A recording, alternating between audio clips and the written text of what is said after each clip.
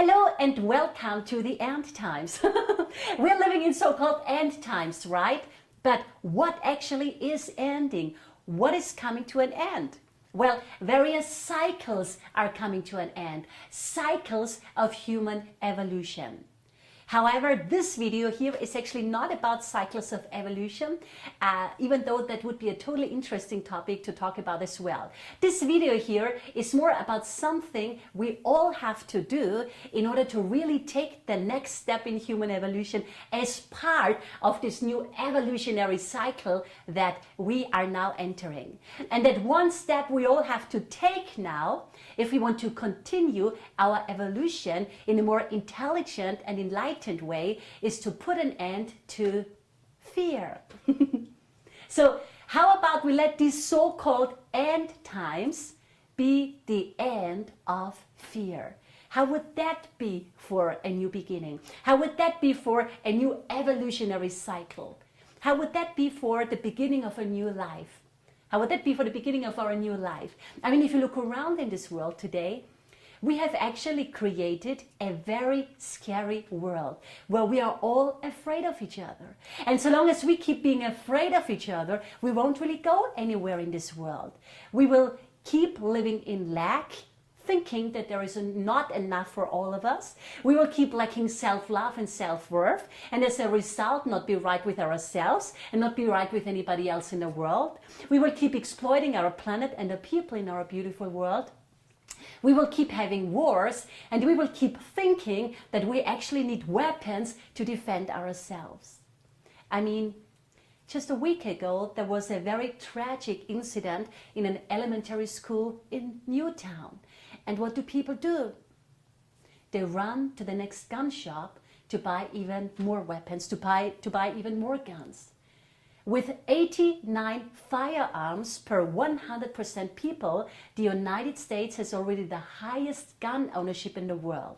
But why is that? Did you ever ask yourself, why is that?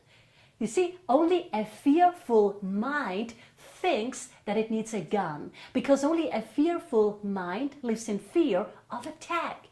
I mean, who in their right mind wants to live in a world like this? Who in their right mind wants to live in a world where everybody is afraid of everything and everybody?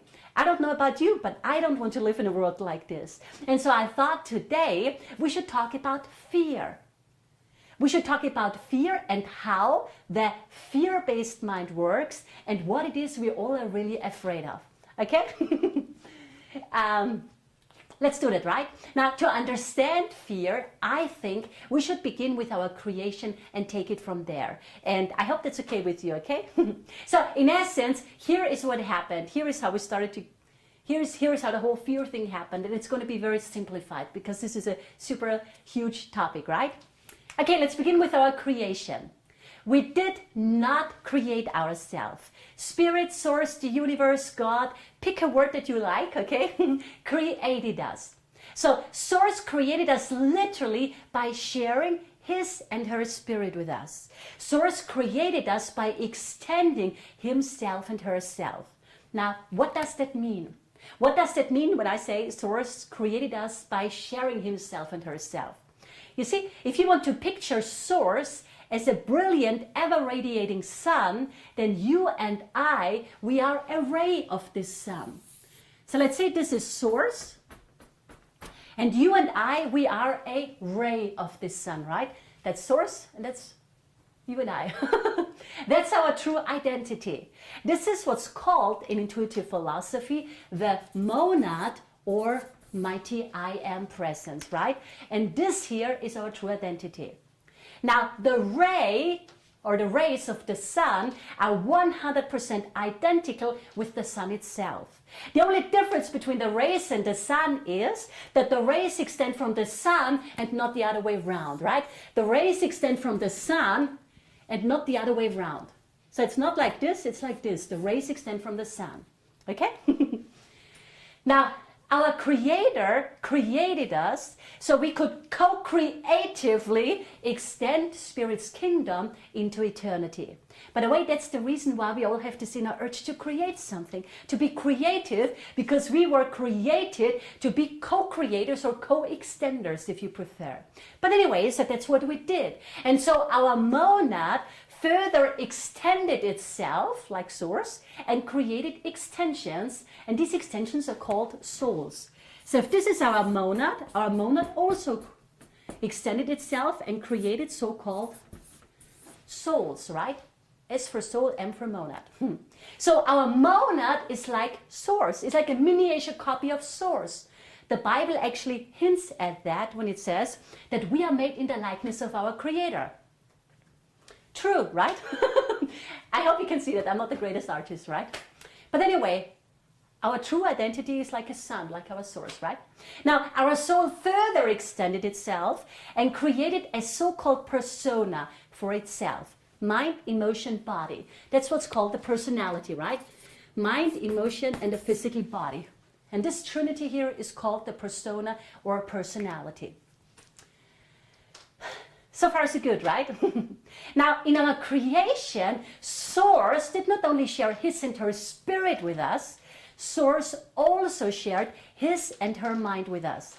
As A Course in Miracles says, God is the mind with which we think. So what you see here, this part of our mind here, this is actually a part of the mind of Source. It is an extension of the mind of God or Source, totally divine. Okay? Now, then in human history, an event occurred. An event which is commonly known as the so-called, quote, fall of man. Now, the fall of man is nothing more and nothing less than the decision of this mind here to cut itself off from source and to deny its source. Now, you may ask yourself, why did that happen? Well, I will let you know once I figure that one out. I've been meditating on that one question, I think for years already, and I'm getting clearer with every day, but I will share it with you once I'm crystal clear. I haven't totally figured that part out yet. But anyway, so a part of our mind split itself off. We now had a split mind, right? So there's still a part of our mind right now, while we are talking here, which knows that spirit, that source, that monad is our true identity. Some people here call this actually the divine mind or monadic mind, or even just the superconscious mind or intuitive mind, even though technically speaking, this is actually not all the same. But anyway, so now a part of our mind split itself off. And that part of our mind here, which split itself off, began to disidentify from source, obviously, and to identify with the persona, identify with the body. So now there was a part of our mind that thought it is a body. In the I Am University, we call this mind here, which thinks it is a body, the negative ego, fear-based, separative, dualistic, illusionary, selfish, lower self-body. In short, we call it this here. In short, we call it the negative ego. Now, what is the negative ego? The word negative actually comes from the Latin negare, which means to negate, to deny, right? The word ego in intuitive philosophy, when capped, actually is another word for soul or higher self. So the negative ego is the part of our mind that denies, that denies our soul, our monad, source, spirit, God, right? And again, pick a word for God that you like. Now listen, the negative ego mind is still a part of the mind of God. It's still a part of the mind of source, but because that is its source and its origin, but it thought that it managed to do the impossible, namely to successfully split itself off from source. However, as A Course in Miracles says so beautifully, the fall never really happened. We just think it did. Said another way, we actually never managed to do the impossible. We just think we did. So this part of our mind here actually never managed to really cut itself off from source. right? We did not manage to do the impossible. It's actually great news. But anyway, so there is a part of our mind that thinks it is a body, right? And that denies source. Even though it still derives its power to make and to create from the very source which it denies. But we will talk about that another time, because quite frankly, as maybe you're starting to see, this is such a huge topic, and to explain all that properly, it would probably take a day or two. So what I'm sharing here with you is actually not a complete picture. It's more like an introduction of sorts. But nevertheless, I hope if you spare a few minutes and stay with me, I think you will find it to be very valuable. Okay, so, but anyway, please stay with me. But anyway, so the negative ego mind, the part of our mind which denies source, is in essence an imprisoned mind. A mind that thinks it is a body. A mind that thinks it starts here, with the head, and ends with the toes or something, right? So this is who we are, and this is who we ultimately are, but this is who we are. And this is what everybody thinks we are. This is what everybody in the world thinks we are. We all think more or less, we are waking up now, but we're still thinking it and acting like it. We think that we are bodies and we act like that. So anyway, so this here is what's called the negative ego, fear-based, separative, dualistic, illusionary, selfish, lower self mind. It is the part of our mind that cut itself off from source, that denies source. So we have actually imprisoned a part of our mind.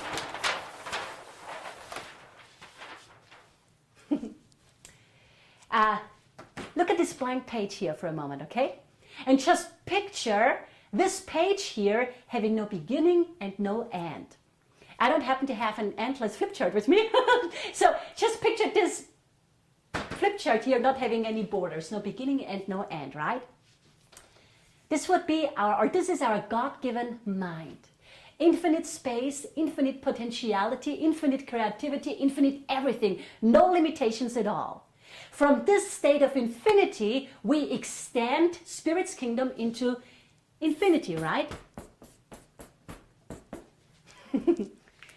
We extend Spirit's kingdom into infinity. But now a part of our mind split itself off and started to believe it is a body. It started to believe it lives in a box. And the moment we started to think that we are a box, our extensions became projections. Our extensions became projections. We could no longer extend because we put a limit to our mind. So now our extensions became projections. A lot of people use the word projection, but not many people really understand what that means. Projection, P for projection, projection is simply the inappropriate use of extension. Projection is what happens when an imprisoned mind tries to extend itself within self-imposed limits. So it's in the nature of the mind to extend itself, but an imprisoned mind can no longer extend itself because it has imprisoned itself. So we send out extensions and they return as projections. Does it make sense? I hope that makes sense to you. You see, there is a law of the mind that you need to understand. All thoughts return to the mind of the thinker. Thinking that we are a box, separate from everyone and everything around us, and therefore sending out thoughts of separation, projecting thoughts of separation onto everyone and everything, we began experiencing our own projected separative thoughts that were merely returning to us, the thinker, as an attack upon ourselves. So we are sending out thoughts and they were returning to us. And we experience these thoughts of separation returning to us as an attack upon ourselves. You see, everyone in the world experiences fear. And what we all are afraid of is really our own attack thoughts. So whatever you are afraid of is merely your own projected attack thoughts, your own separative thoughts, thoughts of being separate, you know, from the love of the universe, the wisdom of the universe, the abundance of the universe, the knowledge of the universe, the everything of the universe. Thoughts of being separate from everything up here, you know, that's oneness, returning back to you. So denying the love, the wisdom, the abundance, the oneness, the everything of the universe, we started sending out thoughts of lack, of separation, of ignorance, and these thoughts then were coming back to us, the thinker.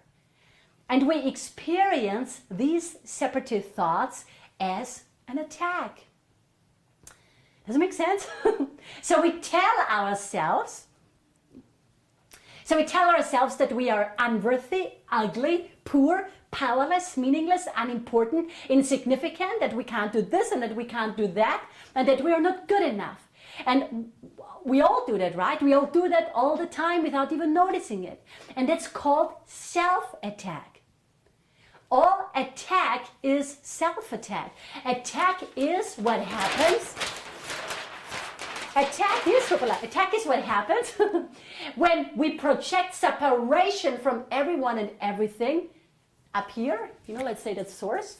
When we project separation from everyone and everything, and when the projection of separation returns to the thinker, right? Does it make sense? Anyway, so, and then what happens is this. Then we think the whole world is against us. We think that people gossip behind our back, that we need weapons to defend ourselves, that we are not worthy, and all the rest. When in truth, it's all just happening in our own little mind. When it's all just happening in our own little fear-based, separative, God-denying mind. We are constantly attacking ourselves, and we don't even notice it. You see, only a split mind can attack itself. The sane mind, the whole mind, the universal mind, you know, extends itself, right? Again, projection is the inappropriate use of extension. Projection is what happens when an imprisoned mind tries to extend itself. So in essence, if you want to release your fears, stop attacking yourself. Because the only thing that you and I, that we all are afraid of, is our own attack thoughts. Fear is short for this here.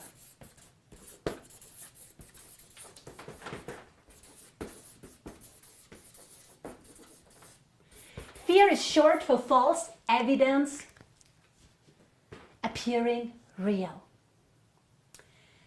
The false evidence appearing real is the seeming evidence of being separate from everyone and everything. The mind acts upon the body via the nervous system. The physical body is nothing more than a learning device of the mind.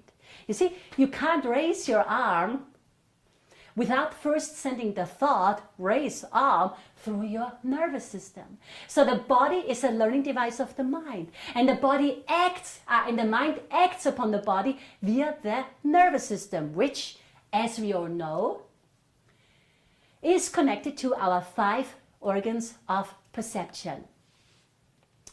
I'm out of breath. Anyway, so this trapped and imprisoned part of our mind here thinks it is a body. And so it keeps sending the thought, I am the body, I am the body, I am separate, through the nervous system. And so we end up seeing, hearing, tasting, touching, smelling, and experiencing ourselves to be the physical body. Our 5 organs of perception being fed the thought that we are just a body and separate from everything and everyone around us. And again, nerve impulses are really just thought impulses, because again, the mind acts upon the body via the nervous system, right? So our 5 organs of perception give us, or seem to give us, all the evidence in the world that we are separate from the universe, from our loved ones, from everyone and everything around us. That's why it seems too real to us. Our eyes, our ears, our 5 organs of perception seem to give us the evidence. They seem to give us every evidence in the world that we are separate from everyone and everything. But, and that's the important part, it is a false evidence. Why? It is a false evidence because we are not our body. You see, everything that this part of our mind here, the negative ego mind, the part of our mind that denies source, thinks is false. Because what we've got here is a part of God's mind, or a part of universal mind, if you prefer, thinking that it is a body when it is not. So the evidence which the 5 organs of perception built into our body give us is false. But we use this false evidence to prove that our belief in separation is real and that selfishness is justified, which opens a whole, how do you say, a whole other can of worms, which I can't get into right now. As you see, this is a huge thing, right? So really, the problem we have is that a part of our God-given mind, that a part of our God-given universal mind thinks that it managed to do the impossible, namely to split itself off from source, and that it is all by itself now, separate from everyone and everything. And since this part of our mind here is in truth a part of this universal mind,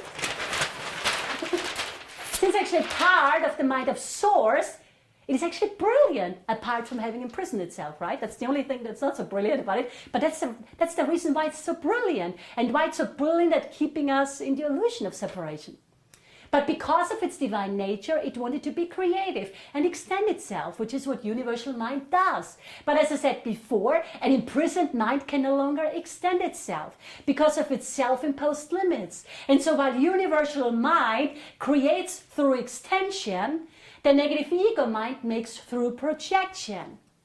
Does it make sense?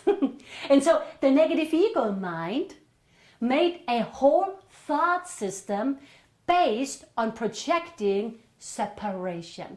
Separation from our divine self, from source, from everyone and everything.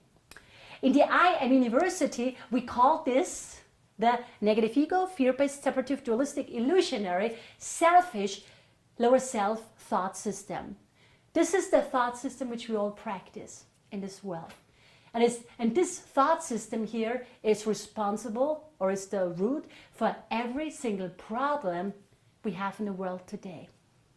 Every single problem, without exception. Now, let me give you some examples of what that looks like in action and what kind of reality our imprisoned mind here has created for us, okay? Because it helps us to understand our social problems. It helps us to understand why we think the way we do, why we act the way we do, and why we have the problems we have, right? Okay, so, okay. Thinking that we are a separate body instead of eternal, beautiful light. So cutting ourselves off from source, not in reality, but in our thinking, and reducing ourselves to a physical body had the following consequences. Okay, where do we put this? Had the following consequences. Cutting ourselves off from source, not in reality, but in our thinking, we no longer knew who or what we are, or where we come from, who created us. Then, I mean, did we create ourselves? I mean, if you cut yourself off from your creator, at some point you will ask yourself, well, where do I come from? Or do I exist at all? I mean, ask your friends, ask your family, ask them, where do you come from? I promise you, people are very confused about it. Do that really. Ask 10 people. You will get 10 different answers. They don't know. They are not sure about it. And you know why? Do you want to know why nobody of us knows who we are, where we come from? I mean, that's one of these questions that, that philosophers have tried to answer for thousands of years. We don't know where we come from. You know why? Because our decision to deny source was the loss of knowledge and the birth of perception. It was the loss of knowledge. Ever since we cut ourselves off from source, we have not been sure of anything anymore because we cut ourselves off from knowledge. Our decision to deny source was a decision to deny knowledge. Cutting ourselves off from source, all we were left with was what? The physical body. And so now our experience of reality was limited to what our 5 organs of perceptions, which are built into the body, would reveal to us. If we can see it, if we can hear it, taste it, touch it, smell it, and experience it with our 5 senses, it is real. If we can't experience it with our 5 senses, it's not real, right? That's what we commonly believe. So we base our understanding of reality not on knowledge, but on perception. But it's just what happens when you remove source from the equation. We don't know ourselves and we don't know each other. So we look at ourselves and think, who are you? And we look at other people and we think we look at strangers, when in truth, we are all brothers and sisters in spirit. We're all family. I mean, look at me. Don't you recognize me? I'm your sister. I'm Sis Glory. Don't you know me? Don't you recognize me? To recognize means to know again. We don't know ourselves. We don't know each other. That's why we think we're all strangers and behave like that, right? What else? Hoppala. Cutting ourselves off from source, we also literally cut off this here. We also literally cut off our self-worth. Look around in the world. How many people do you know who truly love themselves? Most people don't even like themselves. They are not right with themselves, but how should they be? I mean, if you cut yourself off from your divine source and deny who you are, and reduce yourself to your body, which is what we're all doing here in this world, how can you be right with yourself? You cannot be fully right with yourself if you deny your true self, if you deny your divine self. And you know why? You cannot be fully right with yourself if you deny your divine self. Why? Because our worth and value come from who we are, not from what we do or what we look like, right? Our worth and value come from being created by Spirit. Our worth and value come from being an extension of Source. But if you deny that, if you cut yourself off from all that, if you deny that, if you deny there is such a thing as a higher source, then you can't see that. And then you will end up doing what most people in this world do. Base your worth and value on money, material possessions, and physical looks. Because that's all that exists within the limitations of this God-denying mind here, which has literally built a prison for itself and called it its home, right? The only problem with that is that your good looks could be gone tomorrow. And the same is true for any material possessions and wealth.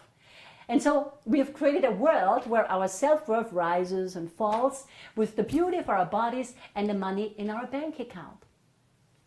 But again, that's just what happens when you deny Spirit. That's just what happens when you deny Source. Billions of people in this world have self-worth issues. Pretty much every one of us has a self-worth issue. Think about it, meditate on that. What else? And that's the reason why we cut ourselves off and reduce ourselves to the body. Cutting ourselves off from Source, we also began to experience this here, lack. That means lack. Lack where there is none.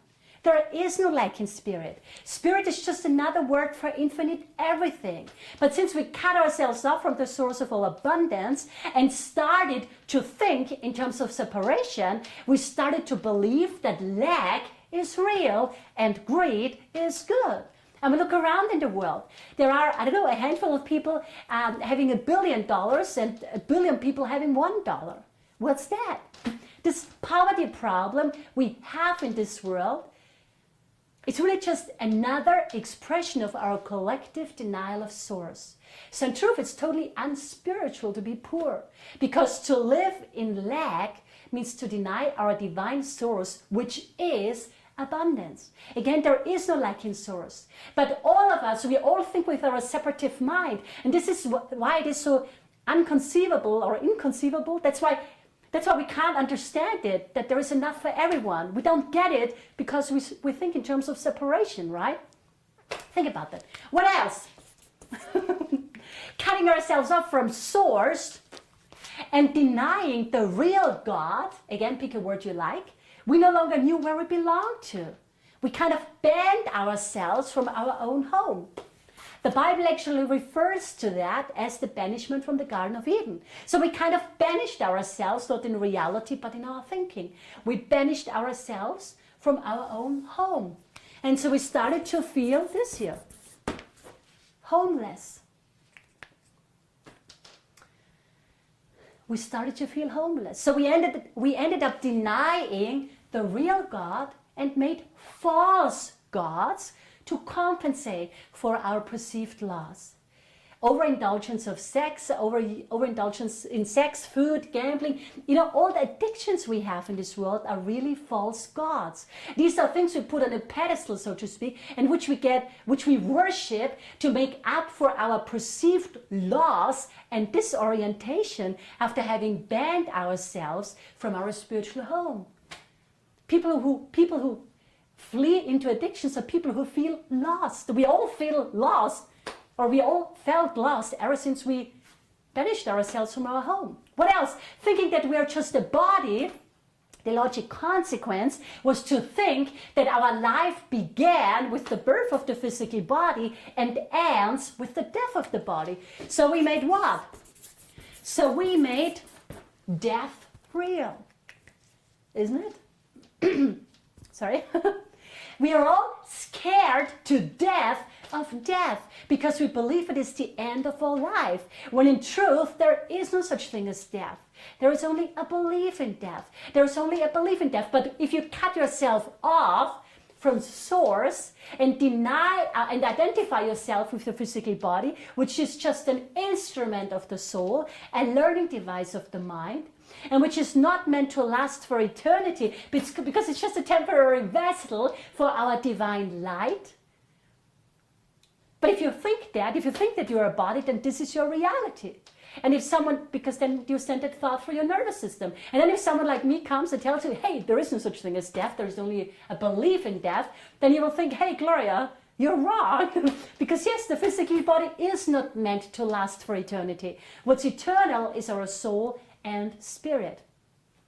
What's eternal is source. And I'm so glad that this is the case. I'm so glad there is no such thing as death. I can't tell you. What else?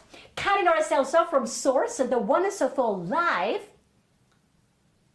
we started to feel this here. We started to feel lonely. And we can read my writing. I can't even read it myself, I think. Have you ever felt lonely? We all have, don't we? We feel lonely because we cut ourselves off from everything around us. We have forgotten that all minds are joined. We have forgotten that we are all one with each other. But again, that's just what happens when you cut yourself off from source. That's just what happens when mind imprisons itself and cuts itself off from everyone and everything.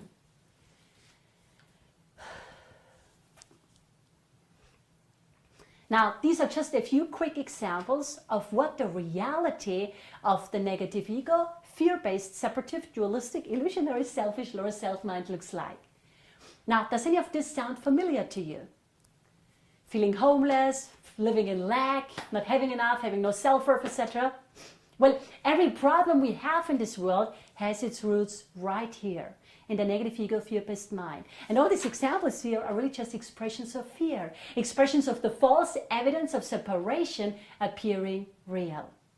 This part of our mind here thinks it is separate from everyone and everything. Since thought creates reality, not truth, but what we perceive as reality, because what we see, hear, taste, touch, smell, and experience and feel is really our own thoughts running through our nervous system, and a mind that split itself off from source is incapable of creating truth. The only thing an imprisoned mind is capable of doing is creating illusions. So since thought creates reality, we have made the thought of separation, separation from the universe, separation from the love of the universe, separation from the abundance of the universe, separation from the wisdom of the universe, separation from everything up there. We've made separation from everything up there, and with up there I mean oneness, source, and that's separation, fear, right? So we have made that real to us. And since thought has the habit to return to its thinker, all these thoughts of separation from everything out there, which we continually, project, because remember, it is in the nature of the mind to continually extend itself. Just that in the case of an imprisoned mind, extensions become projections.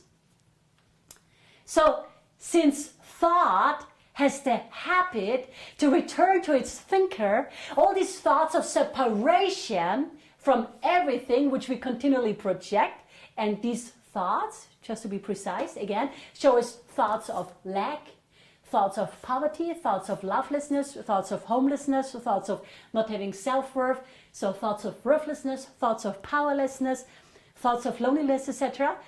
Thoughts that deny everything that's up here. So all these separative thoughts then come back to us, and we experience them as an attack upon ourselves. Doesn't make sense? And then as a consequence, when all these separative projections come back to us and we experience them as an attack upon ourselves, then as a consequence, we get scared. We get scared of worthlessness. We get scared of lack and poverty. We get scared of death. We get scared of everything and all the rest. We are scared of our own attack thoughts, which are merely projections of separation returning to the thinker.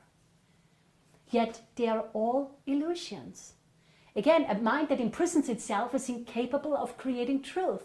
A mind that denies source can only create illusions. So they're all illusions. Everything up here, that's oneness, is truth. Everything down here, that's separation, is illusion. Oneness is truth. Separation is illusion. All our fears are illusions, because all fears are based on the thought that separation is real, which is a faulty thought to begin with. Yet the whole negative ego thought system is based on that very premise. So it's based on a what? It's based on a lie. And we all live our lives based on this lie. And so we react to things and we get angry at people and on all the rest. And we think something outside of us is doing these things to us. So the blame for our misfortune, for our poverty, for our worthlessness, for our homelessness, for our loneliness, for the lack of our health, etc., is always outside of us. It's never ourselves, it's always outside of us. At least we think so. Because in truth, it's all just happening in our own imprisoned, in our own little imprisoned, separative, fear-based, God-denying mind. But we are projecting it, Hopala, we are projecting it outside of us. You see? Does it make sense to you? You see, to transcend fear, to transcend poverty, worthlessness, lovelessness, powerlessness, etc., which are all just expressions of this false evidence of separation appearing real, we have to unprison our mind. We have to free our imprisoned mind. We have to return this part of our mind here, which has literally built a prison for itself, to source. That's S for source, right? To source, to the universe, to God. This is actually what it means to transcend the negative ego mind. This is what it means to transcend fear. This is what it means to return home.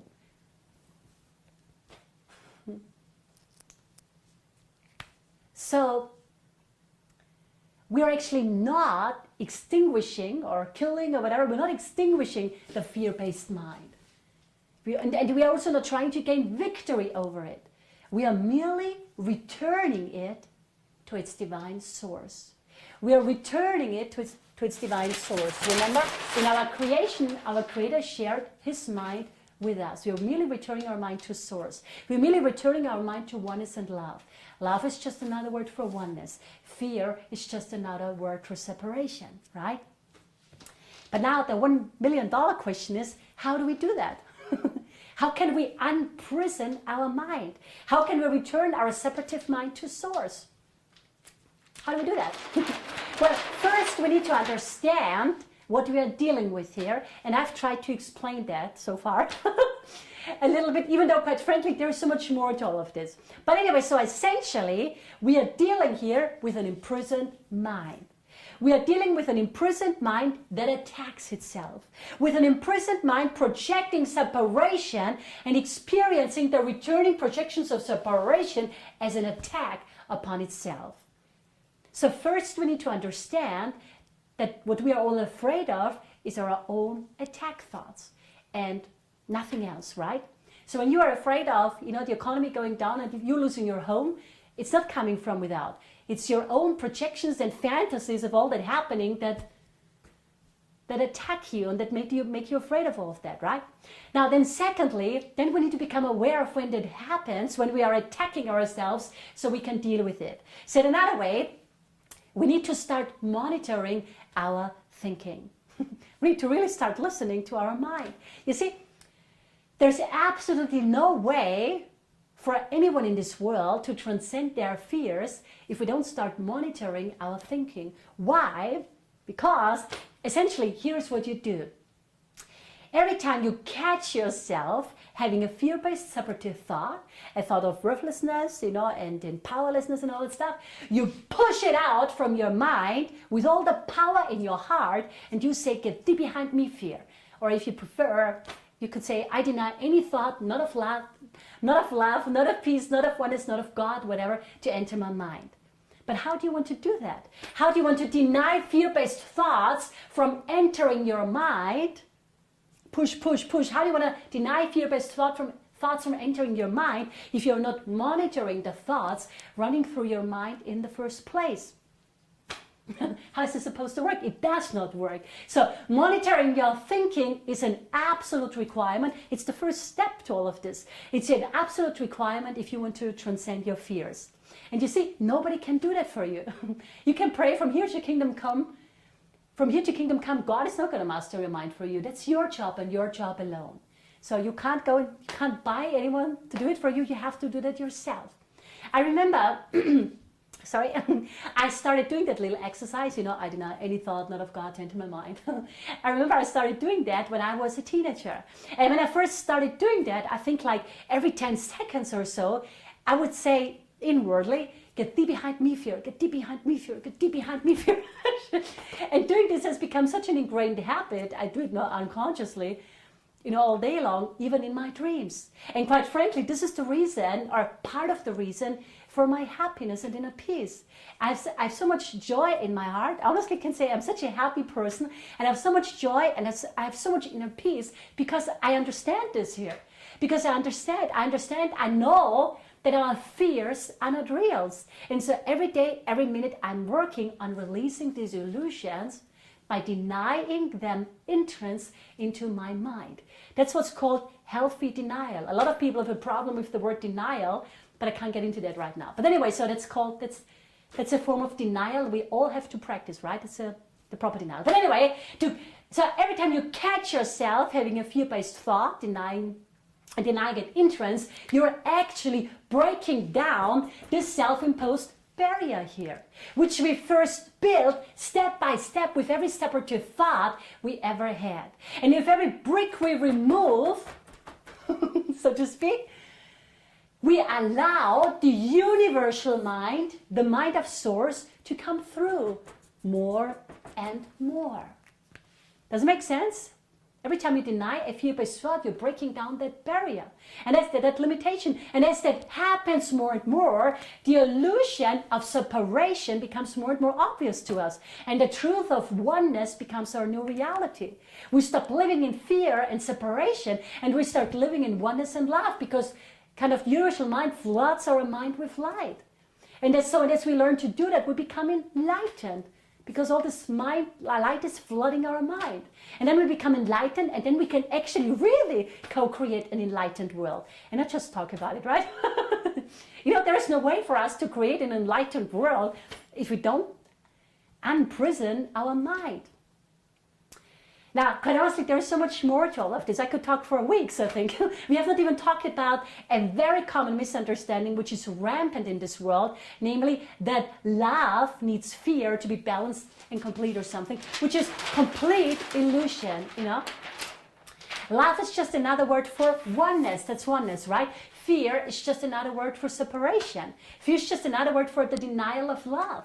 Therefore, love and fear are irreconcilable. You cannot balance oneness with separation. Oneness is already one. Oneness is already complete. And separation denies the oneness, right? And yet there are millions of people out there, beautiful people, but they insist that love and fear need to be balanced. You see, only people who don't understand what love is, these are also the people who say that love hurts, and all that stuff, Only people who don't understand what love is and what fear is would say such a thing. But it would be too long to get into that now too. So you see, this is a huge topic. We haven't talked about forgiveness. We have not talked about illusions. We have not talked about the heart. We have not looked at a million other things that we really should look at, or that we really should talk about when talking about fear.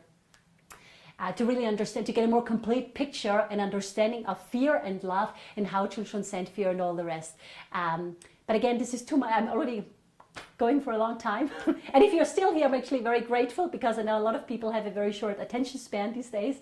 But anyway, so what I wanted to say is I am actually working on a course where I'm explaining all these things in infinite detail. I've been working for months on it already, and it's probably going to take me another few months since it's so huge. But anyway, let's close down, right? At the end of the day, learning this lesson here of transcending the illusion of separation from source and our surrounding nature and universe, from our divine self and one another, is the solution to every single problem we have in this world, without exception, honestly. I mean, give me a list of 100 problems, social, political, economic problems, etc., and I will show you how it all fits in here. Honestly, that's why, for example, we have separated our planet into some, 200 countries that go to political and economic war against each other. I mean, only a separative mind would come up with an idea like that, to separate one planet into, hundreds of countries. That's why we have banned the higher intuitive mind from our schools. I mean, we're not even allowed to use our right mind, right? That's why we destroy our planetary home. That's why people run amok. It's all fear. The false evidence of separation from source, from nature, from everyone and everything appearing real to us.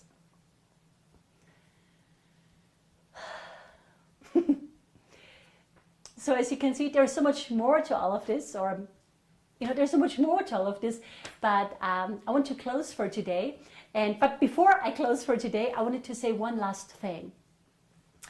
So long as you, who are watching this right now, don't return your fear-based mind, your fear-based separative mind, and we all have a separative fear-based mind. So long as you don't return that fear-based mind to source, so long will not only you be lost in illusion, unhappiness, separation, loneliness, worthlessness, lack, and fear and all the rest, but so long as you don't return the fullness of your mind to source, so long will source be incomplete. So long will the universe be incomplete. So long will God be incomplete. And so long will the unfoldment of the divine plan be incomplete. This is how important you are. And this is how important it is for all of us to learn this lesson here of freeing our imprisoned mind, right? Of breaking up that barrier of illusion, right? That barrier of separation. A lot of people think they are free, but they are not. You see, none of us is free until we free our imprisoned mind. And when we learn that lesson here of freeing our imprisoned mind, this is when the true shift in the world will happen, and not before. You see, and you and I and every one of us has our beautiful part to play in all of this. This is how important we all are. Please think about that, okay? I love you. I really do, because you know what? Because I know that you are my family. God bless you. Bye.